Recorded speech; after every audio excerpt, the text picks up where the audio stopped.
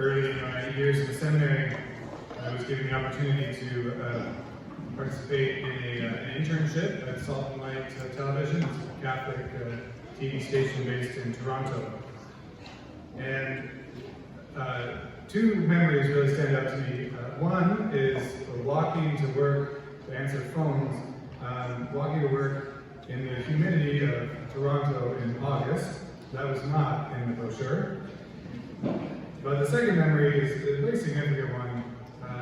I was given the opportunity to transcribe an interview with the sister of Cardinal Antoine. The part of the Salt and Light made a documentary on the life of Cardinal Antoine.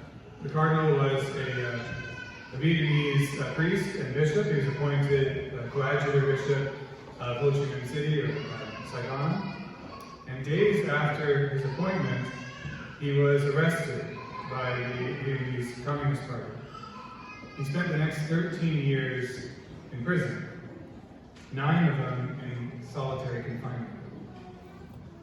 Extraordinary suffering in this man's life, and an extraordinary injustice that he faced, an injustice he faced because of his Christian faith, because of his role as a priest and as a bishop.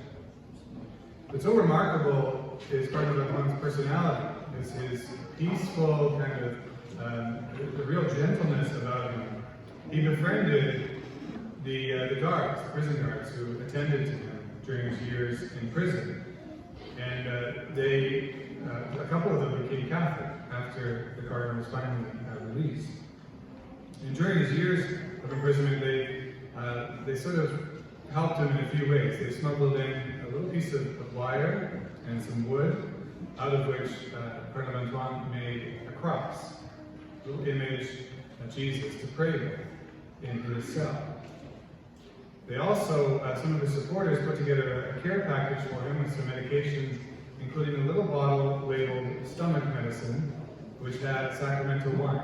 And the Cardinal, in his memoir, wrote about how he would take a few crumbs from lunch from the bread, keep aside a few crumbs, and he would put a couple of drops of the altar wine in his hands. He said, "My hands and my chalice." And he would celebrate Mass there in his cell from memory, remembering the prayers of the Mass. Just an extraordinary witness of persevering in the face of incredible suffering, incredible injustice, and doing so with a peacefulness that transformed the lives of those around him and stands as an extraordinary witness to us. Now the saints and Cardinal Antoine, people like them, are given to us as these extraordinary examples, and they challenge us. That witness challenges us to reflect in our own lives where we may, in the face of discouragement, in the face of injustice, in the face even of hopelessness, where we can falter and turn away from that which feels like it's causing us suffering. We can see this in so many ways. We see this in our relationship with God. How easy it is when we feel frustrated or discouraged in our faith, when we feel that God is absent and not responding in a way that we desire or that we expect. How easy it is for us to turn away, to avoid prayer, to avoid spending time with Him. We see this also in our human relationships. How easy it is to turn away from relationships when they become difficult. I remember in one of my counseling courses on marriage counseling, couples counseling, the invitation, the really challenging invitation, when a couple experiences difficulty and something that is hard to reconcile, something that may not even be reconciled. It doesn't seem like there is a compromise on this particular issue.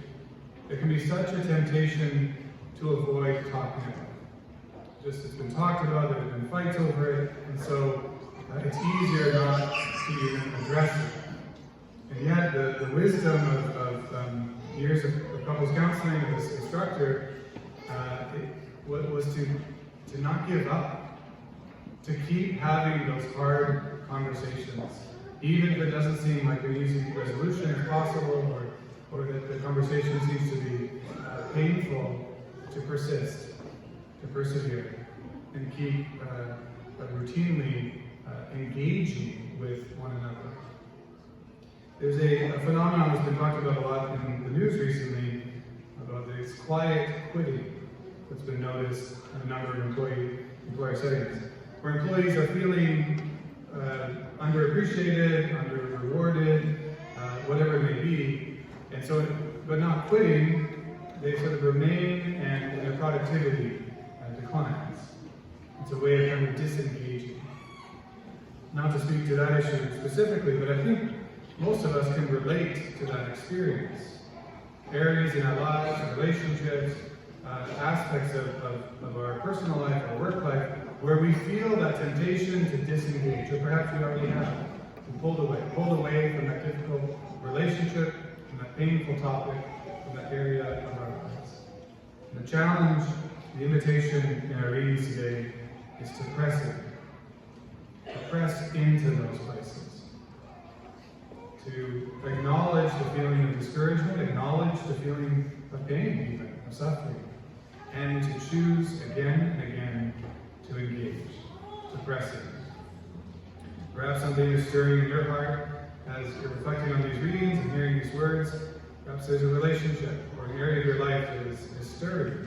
I invite you to bring that, to hold that with you throughout this Mass. And as we continue to pray the Mass, invite Jesus into that place. Invite him to meet you there.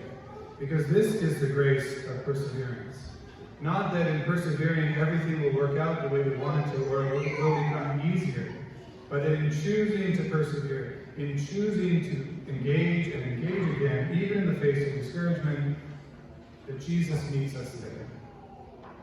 That we are no longer alone in that place. That he desires to be with us, to comfort us, and to walk with us in that place.